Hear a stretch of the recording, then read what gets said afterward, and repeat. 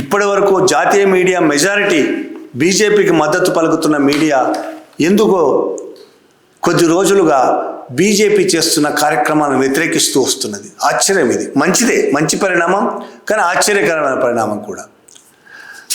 అందులో అర్ణబ్ గోస్వామి గురించి ఇంతకుముందు కూడా మాట్లాడుకున్నాం. ఆరావళి పర్వతాలకు సంబంధించి, మధ్యప్రదేశ్లో ఒక బీజేపీ నాయకుడికి సంబంధించి, ఇప్పుడు ఈ బాలిక ఉన్నావ్ రేప్ విక్టిమ్కు సంబంధించి ఆయన ప్రభుత్వం మీద చాలా తీవ్రంగా విరుచుకుపడుతున్నాడు. చాలా మంచి విషయం.